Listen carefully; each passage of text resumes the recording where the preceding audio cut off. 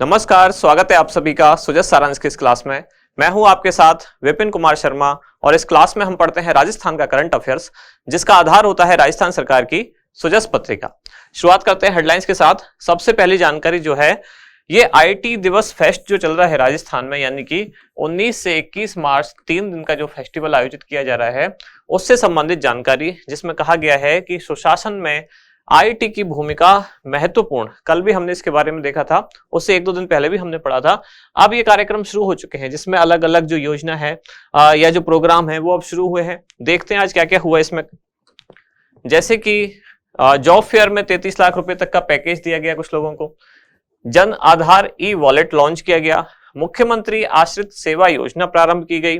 इसके अलावा Rajiv Gandhi knowledge service and innovation hub का शिलान्यास किया गया। इस तरह से बहुत सारी जो नई नई चीजें हैं इस कार्यक्रम के दौरान शुरू की गई, उन सभी को आज हम देखने वाले हैं।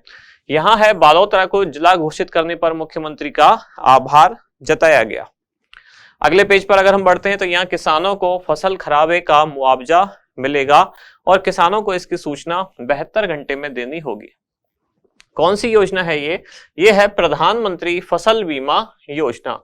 अब जैसा कि आपको पता है पिछले कुछ दिन से बेमौसम बरसात हुई, कहीं कहीं ओले भी गिरे, तो उससे क्या हुआ, किसानों की फसल को नुकसान हुआ है। तो जिनकी फसल को नुकसान हुआ है वो उसके मुआवजे के लिए 72 घंटे के अंदर उनको सूचना देनी होगी। सूचना किसको दी जा सकती है, तो सूचना या तो बीमा कंपनी को दी जा सकती है या फिर कृषि संबंधी जो अधिकारी है, राजस्व संबंधी जो अधिकारी हैं, यहाँ लिखा भी हुआ है, उनको इसके बारे में सूचना देनी होगी ताकि उनको यानी कि किसानों को मुआवजा मिल सके। नीचे दो जानकारियां दिव्यांगजनों से संबंधित। एक तो मुख्यमंत्री दिव्यांग स्कूटी योजना, अजमेर में 120 स्कूटी वितरित की गई। और यहाँ बाबा आमटे दिव्यांग विश्वविद्यालय विधेयक पारित किया गया विधानसभा में। तो ये विश्वविद्यालय बनाया जा रहा है कहाँ, दिव्यांगजनों के लिए। कहां पर, तो जयपुर के पास है जामडोली। तो जामडोली में विश्वविद्यालय बनेगा बाबा आमटे दिव्यांग विश्वविद्यालय।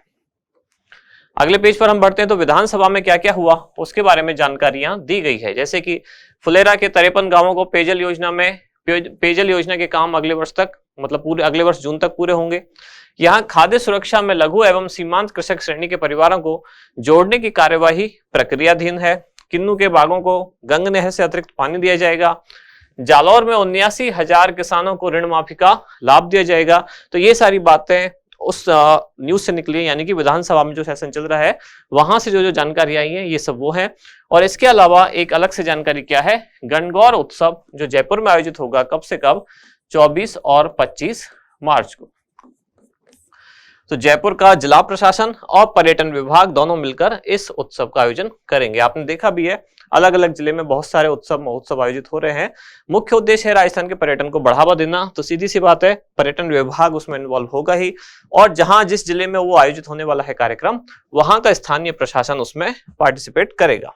इसके बाद हमारा इंडेक्स, यानी कौन कौन सी जानकारियां जिनको हम डिटेल में पढ़ेंगे।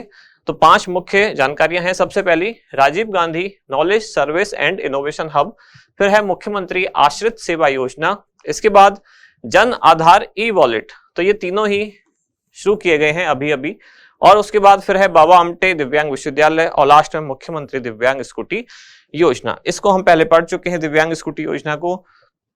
ये हम आज इसलिए पढ़ रहे हैं क्योंकि इससे संबंधित विधेयक पारित किया गया, और ये तीनों इसलिए इंपॉर्टेंट हैं क्योंकि अभी अभी यानी कि 20 मार्च को ये सारी चीजें शुरू की गई, यानी कि किसी का शुभारंभ, किसी का शिलान्यास किया गया है।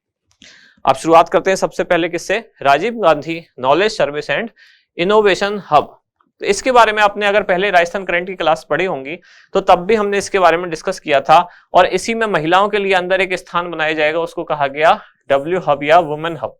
इसकी घोषणा तो कर दी गई थी कब, राज्य का बजट आया जो 2022-23 वाला, यानी कि 23 फरवरी 2022 को ही घोषणा कर दी गई थी कि राजस्थान के 3 शहरों में, कौन कौन, जयपुर, जोधपुर और कोटा, इनमें 200-200 करोड़ रुपए की लागत से एक एक बनाया जाएगा Rajiv Gandhi knowledge service and innovation hub.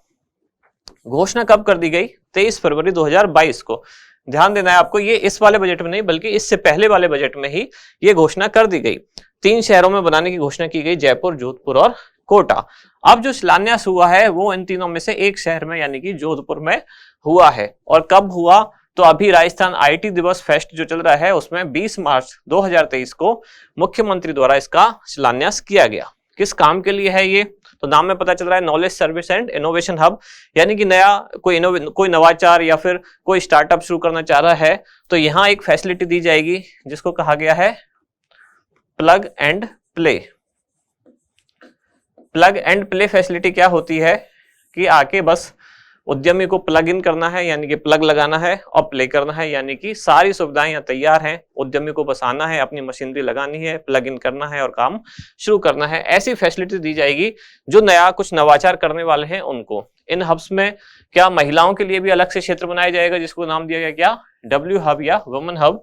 उद्देश्य क्या है, सर्विस सेक्टर जो है या एमएसएमई है या स्टार्टअप को सस्ती दरों पर प्लग एंड प्ले सुविधा उपलब्ध कराना। प्लग एंड प्ले सुविधा क्या है मैंने आपको बताया, यानी कि सारा कुछ तैयार है, वहां बेसिक जो इंफ्रास्ट्रक्चर है सब कुछ तैयार है, बस उद्यमी को आकर अपना बिजनेस वहां शुरू करना है। अगली योजना है मुख्यमंत्री आश्रित सेवा योजना। इसका भी शुभारंभ हुआ 20 मार्च 2023 और कार्यक्रम वही था, यानी कि राजस्थान आईटी दिवस फेस्ट, जो कि कब से कब चलेगा, 19 से 21 मार्च, यानी कि 3 दिन। उसी कार्यक्रम के दौरान 3 नई घोषणाएं हुई जो आज हम पढ़ रहे हैं। दूसरी उसमें यह है, योजना के तहत राज्य सरकार, अच्छा पहले क्या है आश्रित सेवा योजना, ये ऐसी योजना है जिसमें घर बैठे बहुत सारी सुविधाओं का सरकार लाभ देगी, जैसे कि कुछ ई मित्र से संबंधित सुविधा है, डॉक्यूमेंटेशन से संबंधित कुछ जानकारियां हैं। तो कोई व्यक्ति अगर चलने में सक्षम नहीं है, वो ई मित्र केंद्र तक नहीं जा सकता या सरकार के विभिन्न जो डिपार्टमेंट है वहां तक चल के नहीं पहुंच सकता, तो सरकारी जो कार्मिक है, जो सेवा प्रदाता है, वो ही व्यक्ति के पास आएंगे, यानी कि जो लाभार्थी है उसके पास आएंगे और उसको संबंधित सेवा के बारे में जानकारी देंगे, जो भी उसका काम है वो करेंगे। यही योजना है मुख्यमंत्री आश्रित सेवा योजना। योजना के तहत राज्य सरकार किनको जो आवागमन में असमर्थ लाभार्थी हैं उनको चिन्हित करेगी और उनसे पहले संपर्क करेगी। अब संपर्क करने के बाद क्या होगा, फिर इनके पास सेवा प्रदायक को भेजकर, यानी कि जो सर्विस प्रोवाइडर है वो उस व्यक्ति के पास पहुंचेगा जो लाभार्थी है और सरकारी सेवाओं का उनको लाभ दिया जाएगा। इस योजना के तहत पात्र व्यक्ति कौन कौन होंगे, तो सीधी सी बात है, चलने में जो सक्षम नहीं है, यानी कि जैसे कि दिव्यांगजन हो गए, वृद्ध हो गए या विधवा महिलाएं हो गई, या इसमें और भी कुछ ऐसी कैटेगरी के लोग हो गए जो पहुंच नहीं सकते, जा नहीं सकते, अक्षम है चलने में, तो उनके लिए सरकार द्वारा ऐसी योजनाएं घर बैठे उनको लाभ पहुंचाया जाएगा।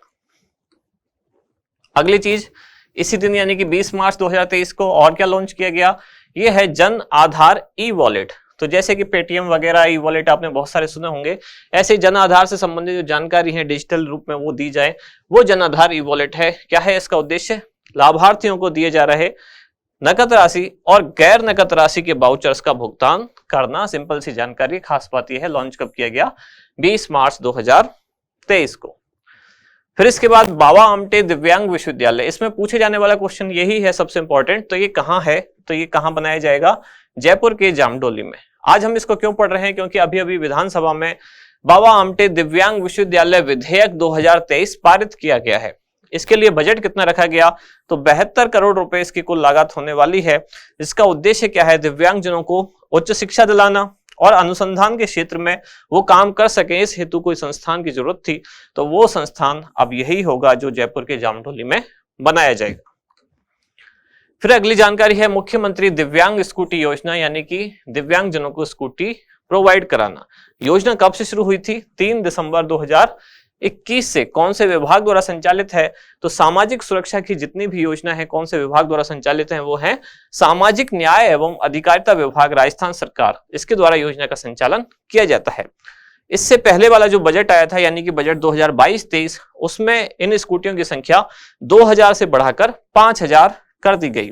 और इस बार वाले बजट में यानी कि 2023-24 वाले बजट में संख्या यही रखी गई है 5000, यानी कि प्रतिवर्ष दिव्यांगजनों को 5000 स्कूटी वितरित की जाएंगी। फिर लास्ट में हमारा अभ्यास प्रश्न क्या है, हाल ही में Rajiv Gandhi knowledge service and innovation hub का शिलान्यास निम्नलिखित में से किस शहर में किया गया, उदयपुर, अजमेर, जोधपुर या अलवर। अब जैसा मैंने जानकारी में बताया था 3 शहरों में घोषणा की गई थी, इसलिए ऑप्शन ऐसे रखे गए हैं कि आप उसमें कंफ्यूज ना हो। इसके बाद 2 छोटी छोटी जानकारियां जो हम हर दिन देख ही रहे हैं। एक तो जो आरएएस फाउंडेशन से संबंधित लोग हैं, जो आरएएस की कोचिंग करना चाह रहे हैं फाउंडेशन बैच में, उनके लिए सीकर सेंटर पर सेमिनार होगा 26 मार्च को सुबह 10 बजे। आप इस नंबर पर अपने आप को रजिस्टर करा सकते हैं और इसके बाद जो दूसरी जानकारी है वो है RAS लाइब्रेरी स्पेशल बैच, जो कि जयपुर और सीकर सेंटर दोनों पर शुरू होने वाला है। दोनों पर 50-50 सीटें निर्धारित हैं और ये कब से शुरू होगा? 5 अप्रैल 2023 से। तो अगर आप इसमें इंटरेस्टेड हैं तो इस नंबर पर अपने आप को रजिस्टर कर सकते हैं। तो यहां समाप्त होती है आज की क्लास। अब मिलते हैं कल अगली न्यूज के साथ अगली क्लास में। धन्यवाद।